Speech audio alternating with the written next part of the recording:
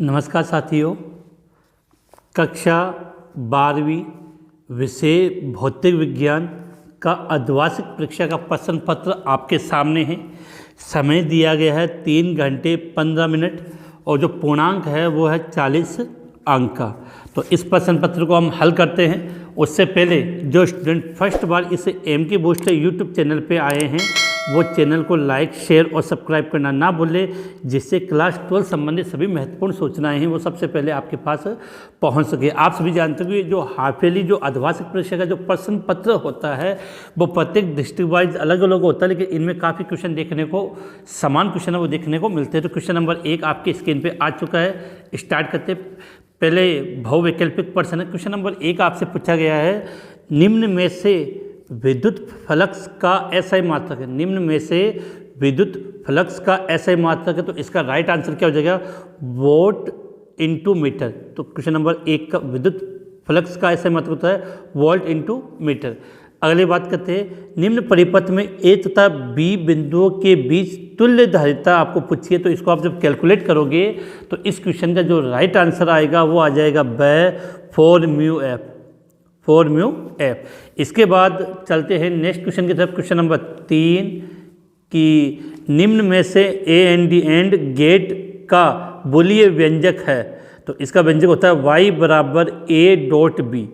y बराबर a dot B. इसके बाद चलते हैं नेक्स्ट क्वेश्चन। क्वेश्चन नंबर 4 काफ़ी इजी क्वेश्चन और ये क्वेश्चन तो आपको हल करने में कोई परेशानी नहीं आई होगी। प्रकाशित तंतु संचार निम्न में से किस घटना पर आधारित है?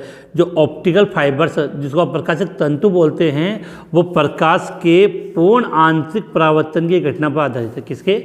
प्रकाश की पूर्ण आंतरिक परावर्तन की घटना पर आधारित है। इसके बाद जो नेक्स्ट क्वेश्चन है, प्रतिघात, अर्थात ये प्रतिरोध लिखा हुआ है, मिसप्रिंटिंग है, प्रतिरोध। और प्रतिरोध का मात्रक आप सभी जानते हो क्या होता है? ओम होता है।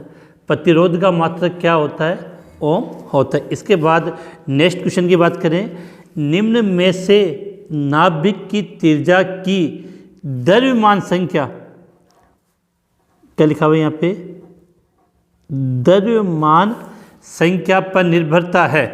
तो इसका होता है R समानुपाती A की पावर 1/3। तो इस क्वेश्चन का राइट आंसर क्या हो जाएगा आपका? A। तो ये थे आपके बहुविकल्पिक प्रश्न, मल्टीपल चॉइस क्वेश्चन। अब चलते हम अति लघुरात्मक क्वेश्चन की तरफ। पहला क्वेश्चन आपसे पूछा गया है कि विद्युत चुंबकीय तरंग निर्वात में किस वेग से गति करती है? तो विद्युत चुंबकीय तरंगें होती है वो निर्वात में प्रकाश के वेग से गति करती है और प्रकाश के वेग का मान कितना होता है? 3 × 10⁸ मीटर प्रति सेकेंड। तो विद्युत चुंबकीय तरंग में निर्वात में किस वेग से गति करती है? तो आंसर क्या हो जाएगा? 3 × 10⁸ मीटर प्रति सेकेंड।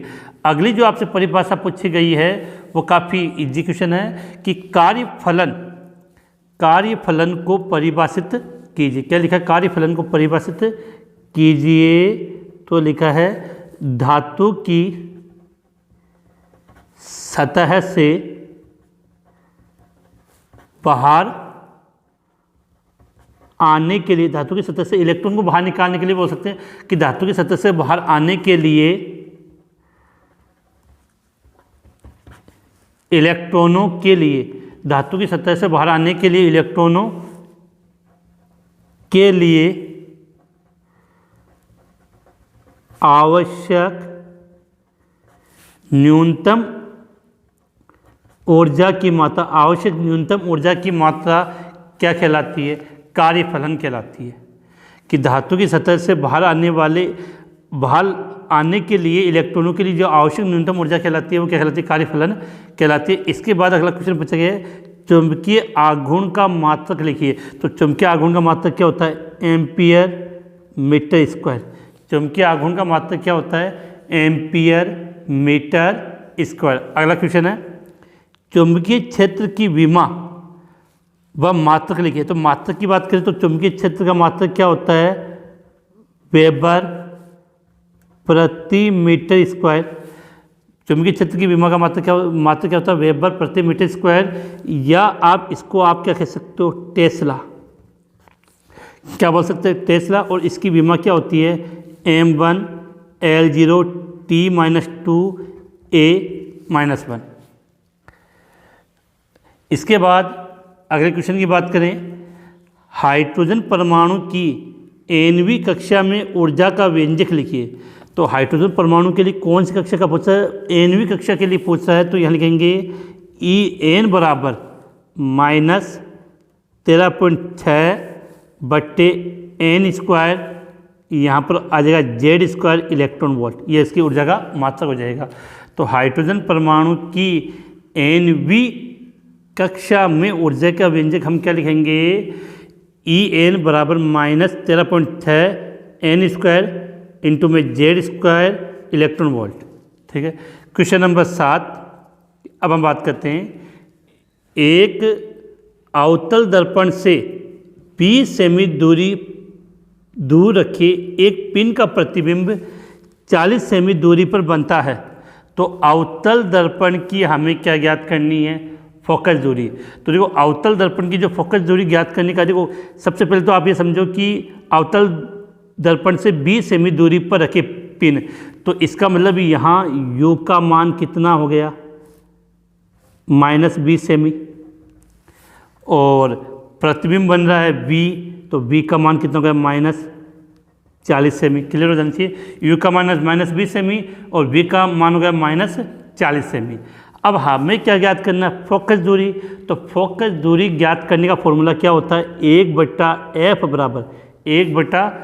बराबर होता है आपका 1/u प्लस 1/v। अब u का मान कितना है अपना? 1/-20 प्लस 1/-40। इसको आप पूरा कैलकुलेट करोगे तो f बराबर कितना माना जाएगा आपका? -40/3 और इसको हल करोगे तो ये 1/f का मान है, 1/f का मान -40/3 और इसको आप देखो सही है, f बराबर -40/3 और f को कैलकुलेट कर लोगे तो इसका राइट आंसर आ जाएगा -13.33 सेमी। तो यहाँ पर उसकी फोकस दूरी कितनी हो जाएगी? -13.33 सेमी। इसके बाद देखो इसके जो बड़े वाले क्वेश्चन हैं, जो लघुरात्मक क्वेश्चन है, वो आपकी स्क्रीन के सामने हैं कि एक तो नाभ के बल को परिभाषित करते हुए इसके 3 गुण लिखने हैं और एक ए भुजाक का वर्गाकार धारावाही फ्रेम ABCD के केंद्र पर चुंबकीय क्षेत्र ज्ञात कीजिए यदि फ्रेम में 1 एम्पीयर धारा प्रवाहित की जाए। तो ये आपसे क्या पूछा गया है? न्यूमेरिकल पूछा गया है। इसके बाद इसके जो बड़े वाले क्वेश्चन हैं वो हम चलते हैं नेक्स्ट पेज पे, जो जहाँ से वो आपको स्क्रीन पे नज़र आएंगे। बाकी के क्वेश्चन है ये आपको आपकी स्क्रीन पे नज़र आ रहे होंगे, इनको आप अच्छे तरीके से लिखकर याद कर लें क्योंकि ये हाफिल एग्जाम में मोस्ट इंपॉर्टेंट क्वेश्चनों से ही पेपर बनाया जाता है। तो क्वेश्चन नंबर 10 से लेकर क्वेश्चन नंबर 16 तक आपकी स्क्रीन के सामने आ चुके हैं। इसके बाद 17 से लेकर 20 तक जितने भी क्वेश्चन पूछे गए वो दीर्घात्मक निबंधात्मक बड़े क्वेश्चन हैं जिनमें सभी में अथवा का ऑप्शन दिया गया है, तो आपने स्क्रीनशॉट ले लिया गया। इसके बाद देखो हम बात करते हैं क्वेश्चन नंबर 17 जो PN संधि डायोड पर आधारित है। इसके दोनों क्वेश्चन अथवा वाले भी आपकी स्क्रीन के सामने आ चुके हैं, स्क्रीनशॉट ले लें फटाफट, टाइम ज़्यादा खराब ना करें। इसके बाद क्वेश्चन नंबर 18 जो प्रकाश वाले चैप्टर से लिया गया है। इसके बाद क्वेश्चन नंबर 19 जो विद्युत धारा वाले चैप्टर से लिया गया है और क्वेश्चन नंबर 20 आपके स्क्रीन के सामने जो गाउस के नियम से रिलेटेड है। तो ये फिजिक्स क्लास 12 का हाफिली का पेपर और काफ़ी इजी है। मैंने पहले कह दिया कि हर डिस्ट्रिक्ट में हाफिली एग्ज़ाम का पेपर अलग अलग होता है, लेकिन हमें सभी पेपर को अच्छे तरीके से उनको हल कर लेना चाहिए क्योंकि हल करने से हमें नए नए प्रकार के क्वेश्चन देखने को मिलते हैं जो अपने लिए आगे वाली एग्ज़ाम जो अपनी बोर्ड एग्ज़ाम होगी उसके लिए काफ़ी फ़ायदेमंद होते हैं। इसी के साथ ये वीडियो यहीं समाप्त होता है, फिर मिलेंगे नई वीडियो के साथ।